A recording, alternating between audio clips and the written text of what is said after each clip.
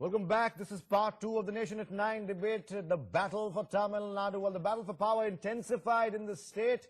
The impact on national politics is evident and not lost on anyone. The Congress party is using this opportunity to blame the Bharatiya Janata Party for orchestrating what they are calling a remote-controlled coup, accusing the centre of trying to uproot yet another elected government in the country. The BJP, meanwhile, has trashed all these charges as baseless. Take a look at this. We'll come right back to our debate.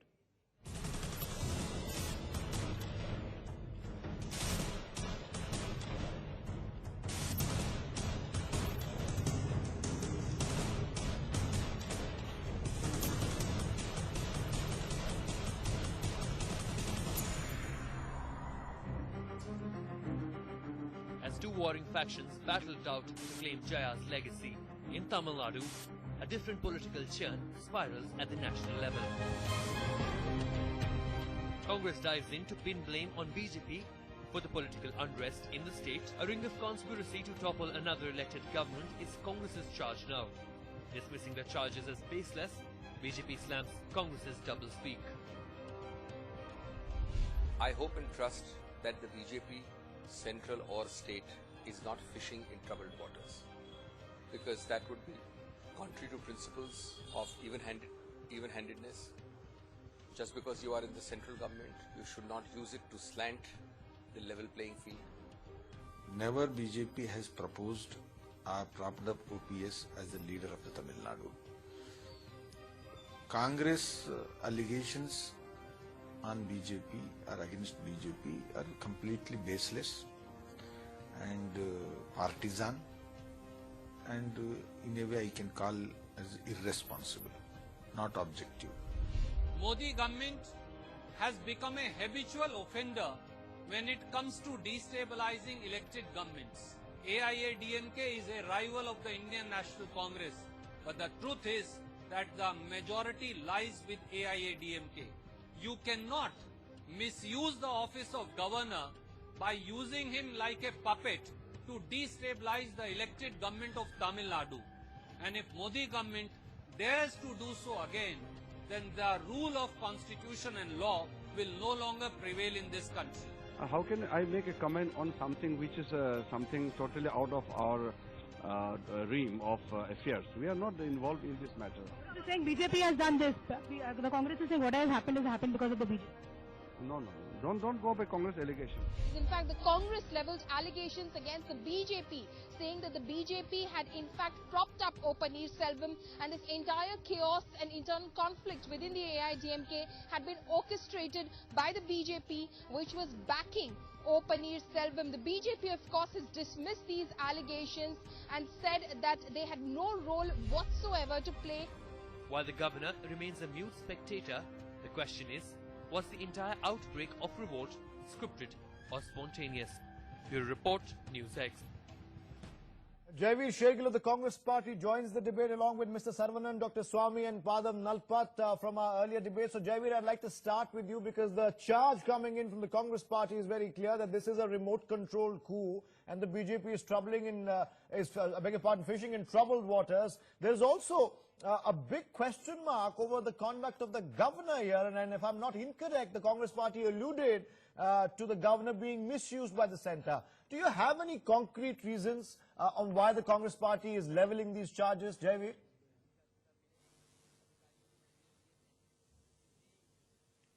Definitely, Atar. And if you allow me, I have 3 to 4 specific reasons which support our charge.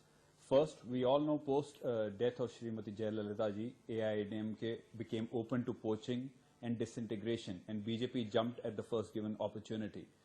Now, the history, the relationship between Srimati Jayalalitha ji and BJP, the recent past conduct of BJP, and the present conduct of the central government proves our charge. In 1999, February of 1999, she warned her MPs that BJP is always trying to split us. Be aware when they try to also, and they were successful splitting up her alliance with PMK and MDMK. So she never trusted BJP, and her fears are taking a concrete shape and becoming true. Point number 1. Second, there is a pattern in the behavior the unconstitutional manner in which the governor behaved in Arunachal, Uttarakhand, and now Tamil Nadu. The Supreme Court had to pass strictures against the governor But who was Jaiveer, ultimately the counter dismissed in there is he's Arunachal. taking his And BJP time, had the same he's mulling excuse, legal we options. have nothing to do with the governor. Vidyasagar Rao has the right to mull legal options, and many people have pointed that out as well.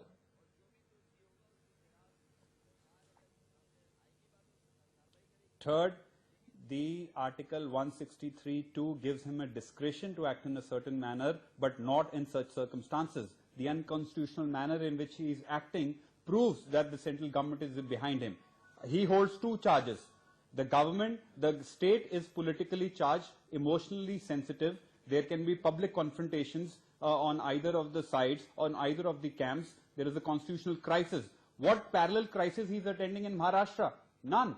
Today at 4:30 p.m. he was addressing a public gathering and thanking for them for the speech there. Now, does he have any plausible reason for that? No. Even when she suffered a heart attack, a cardiac arrest, he was not in the state. It was reported the government asked him to go to the state immediately, which proves the governor is in full control of the central government, and if required, if directed by the government, he will go back. But Well, this it's a is very an serious entirely charge you're scripted levelling, saga. Jaiveer. He's been deliberately kept away. He's hiding behind the wheel of Supreme Court. It's a very serious charge. Let Now, me complete. yeah. Being a lawyer, and Mr. Swami is right when he says that. Yes, let me complete, Atar. Let me complete. A lady who has been acquitted by the High Court cannot be stopped from proving majority on the floor of the House due to a pendency in the Supreme Court when there is no stay on the High Court decision. So the governor is hiding behind a flimsy legal ground which is not sustainable. Today, the governor is under a constitutional duty to call either of the camps to prove majority on the House. Otherwise, it leaves room for a lot of poaching, lot of unethical practices. Now, the fact is, BJP is addicted to toppling governments, and whenever there is a split in the party, they are the natural suspects, as opined by late Srimati Jayalalitha ji in February. I'm going to give Dr. Swami a chance to respond to that. Charges are not Dr. Swami, these are clear allegations right now, as Jaiveer that. Shergill of the Congress party is saying the governor is controlled by the central government, and this is not the first time the BJP has attempted this, and this is yet another piece of the jigsaw puzzle that the BJP has attempted in other states in the past, in the recent past as well. How would you respond to that, Dr. Swami?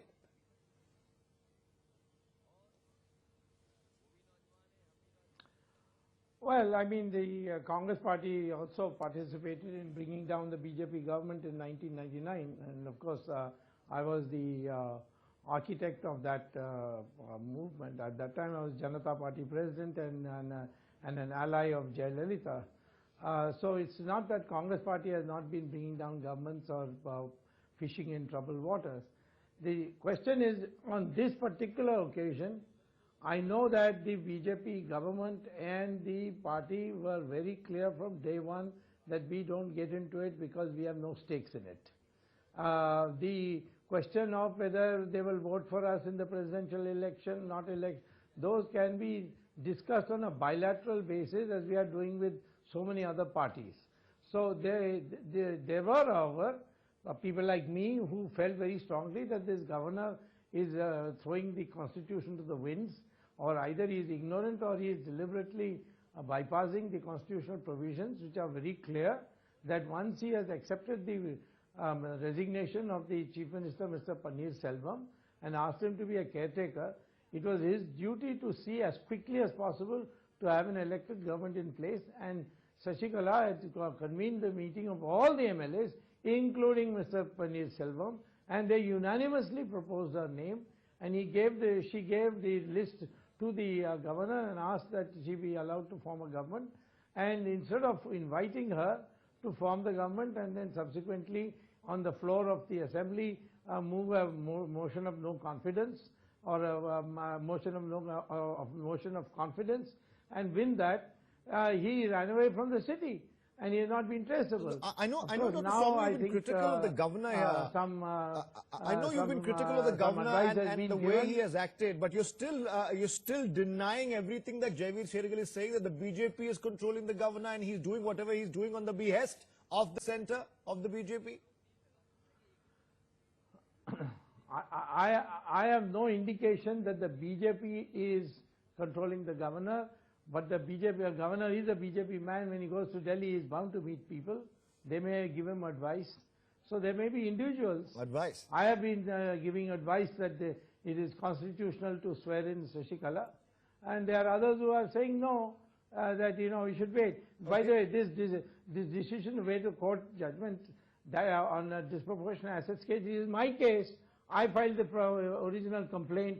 I argued in the Sessions Court. I argued in the High Court. I argued in the Supreme Court.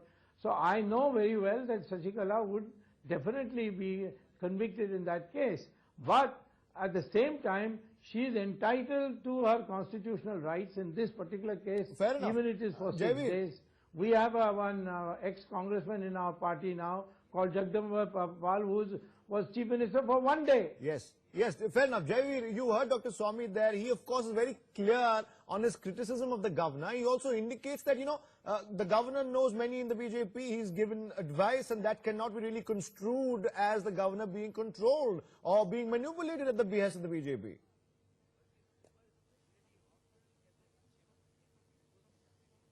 Look, Atar, let me argue on a dimmer. If that is the case, why is the central government not solving the crisis by appointing a full-time governor for Tamil Nadu?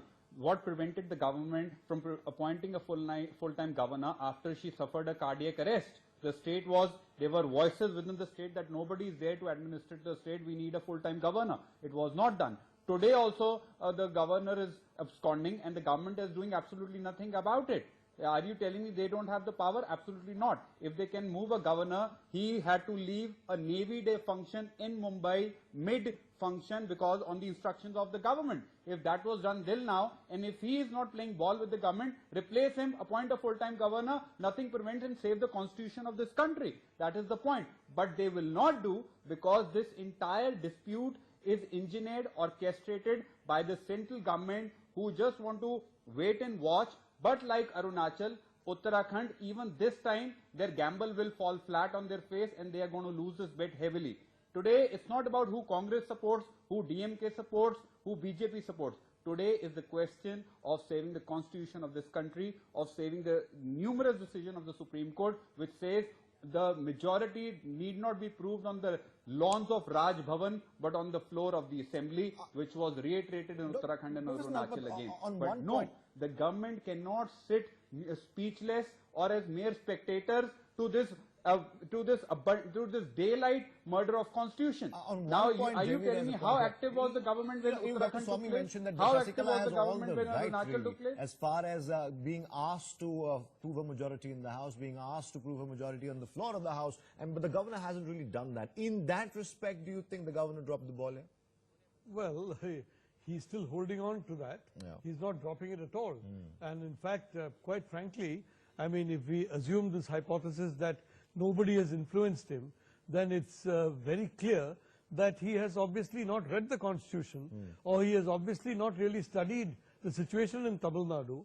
As I think Jaiveer very correctly says, it's a state where where frankly it's on the edge now politically.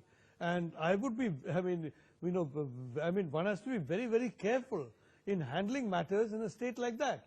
So far as the governor is doing, quite frankly, if he has a reason why he's delaying, he has a responsibility to the public to make that reason clear.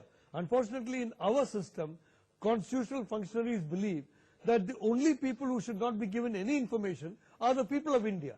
And this is a tragedy that we have got from the British Raj.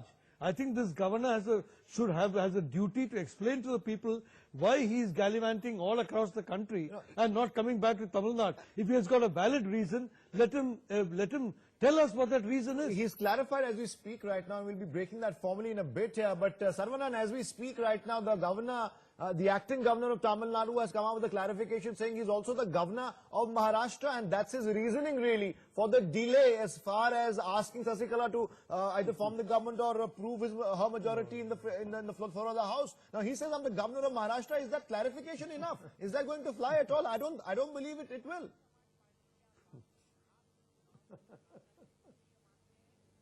Yeah. See, you're right, Athar. I think that is not the reason. See, the reason as speculation. It's like, we are only speculating that this could be the reason, that could be the reason. As pointed out by earlier panelist, Mr. Sudha Ramalingam, if he had come out with the reasons, why? Because Constitution guarantees some leeway, some discretion to the governor under Article 163(2), which nobody can question. Especially when there is no Council of Ministers to advise him. Right now there is no Council of Ministers to advise him, so he is not bound by the advice of the Council of Ministers. He has to use his discretion. So if he has clarified what is the reason that is holding him back, I think we would not have this constitutional breakdown logic going on at all. Even Mr. P. Chidambaram, he went on record stating that it is not advisable to ask Mrs. Sashikala to swear in immediately, only because the case is the verdict on the Supreme Court is going to be immediately in a short while.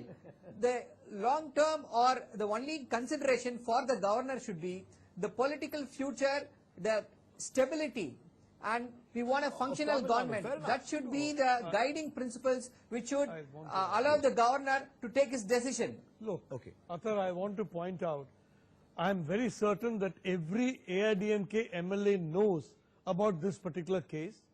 I think every AIDMK MLA, I am certain, knows a verdict is imminent, and despite that, they have taken a decision to elect Sashikala as the Chief Minister. I mean, it's not that they've been ignorant of it, and neither Mr. Saravanan, nor myself, nor any of us have got the right to take away from the MLAs their right. Now, the point is very simple. They have exercised their decision, knowing the full facts, and I do frankly believe it is extremely odd on the part of this governor to have been dilly-dallying here and there without a single word of explanation. That he is the governor of Maharashtra, also well known. It's not a big secret that he's revealing to us. But the fact is, it is Tamil Nadu that needs the attention now. It's not Maharashtra. Saravanan wants to come in, then Jaiveer. Yeah. See, the MLS chose them on the 5th. Chose Sasikala as their legislative party leader on the 5th. But this verdict, which is going to be imminent, came on the 6th. See, yet another aspect which should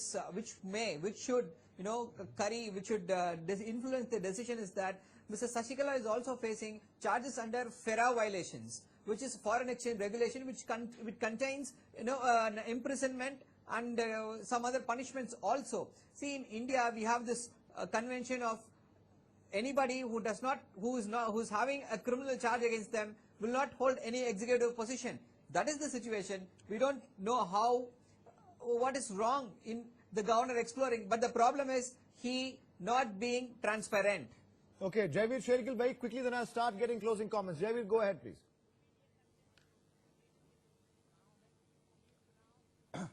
Athar, firstly, about the excuse of the governor which you have shown on your TV is absolutely flimsy.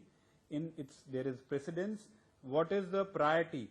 Maharashtra is facing municipal election, for God's sake. Is that a priority, or a state which is emotionally charged on a verge of a breakdown? Is that a priority? So governor needs to get his priorities fast and right. Secondly, the government needs to act fast, appoint a full-time governor in the Tamil Nadu. Third, being a lawyer, I must tell you, there is no certainty when the verdict will come out. Till now, the law does not prohibit Sasikala to stake claim at the government. Until the verdict comes out, the governor has no excuse not to invite her to prove her majority on the floor. He has to do that. It is not the question of winnability of X camp versus a Y camp. It's the question of importance of rule of law in this country. Currently, Sasikala has the MLA the support. Government and the president also, with due respect.